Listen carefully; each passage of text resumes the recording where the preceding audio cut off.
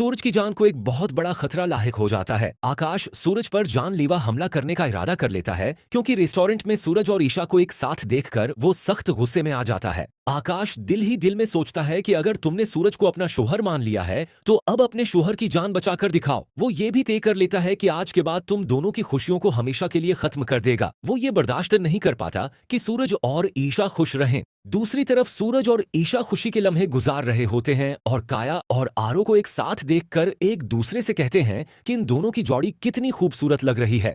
लेकिन आकाश के जिहन में एक खतरनाक मंसूबा चल रहा होता है। वो सोचता है कि अगर चारों को एक साथ खत्म कर दिया जाए तो उसकी जीत मुकम्मल हो जाएगी। वो खास तौर पर ईशा से बदला लेना चाहता है क्योंकि इसके मुताबिक ईशा ने उसके साथ धोखा किया है। आकाश फैसला कर लेता है कि सूरज को किसी भी कीमत पर खत्म करेगा। इधर आरो अपनी शराब नोशी की वजह से दोबारा बेहोश हो जाता है, जिस पर काया उसे अस्पताल ले जाने की कोशिश करती है। लेकिन हैरत की बात यह है कि काया खुद भी शराब की आदत में मुब्तला हो चुकी होती है। आरो ये देखकर शदीद हैरान रह जाता है और सोचता है कि उसकी मजबूत बेबी को ये आदत कैसे लग सकती है। ईशा फैसला करती है कि वो आरो को इस आदत से निकालेगी और साथ ही काया की भी मदद करेगी। लेकिन काया बहुत परेशान होती है क्योंकि उसे शक होता है कि उसकी शराब में कोई जहरीली चीज मलाई जा रही है। चारों तरफ खतरा बढ़ता जा रहा है और आकाश का मंसूबा हर गुजरते लम्हे के साथ मजीद खतरनाक होता जा रहा है। आकाश रात के अंधेरे में रेस्टोरेंट के बाहर छुपकर सूरज और ईशा को देख रहा होता है। उसके हाथ में एक खतरनाक हथियार होता है और उसके चेहरे पर सिर्फ बदले की आग होती है।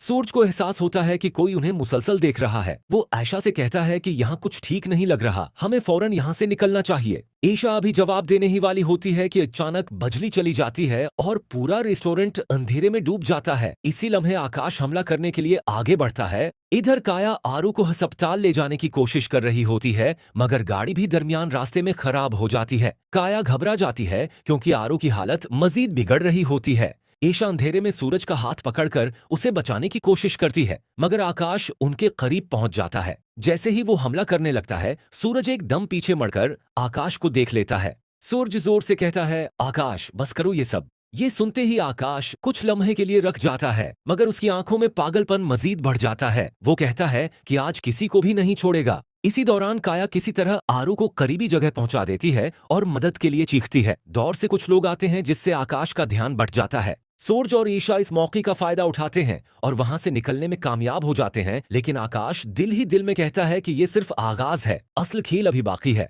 अब सवाल ये है कि क्या आकाश अपनी इंतकामी आग में हद पार कर देगा या सूरज और ईशा उसके अगले वार को रोक पाएंगे। सूरज और ईशा किसी महफूज जगह पर पहुंच जाते हैं, मगर दोनों जानते हैं कि आकाश अब रखने वाला नहीं। सूरज गुस्से में कहता है कि अब ये खेल खत्म करना ही होगा, वरना आकाश सबको खत्म कर देगा। इधर आकाश अंधेरे में अकेला बैठा हुआ अपने जख्मों और नफरत को और बढ़ा रहा होता है। वो बार बार यही दोहराता है कि उसने सब कुछ खो दिया है और अब वो सबको भी खो देने पर मजबूर करेगा। काया किसी तरह आरू को अस्पताल पहुंचा देती है। डॉक्टर बताते हैं कि आरू की हालत शराब में जहरीले मादे की वजह से खराब हुई है। ये सुनकर काया के होश उड़ जाते हैं और उसे यकीन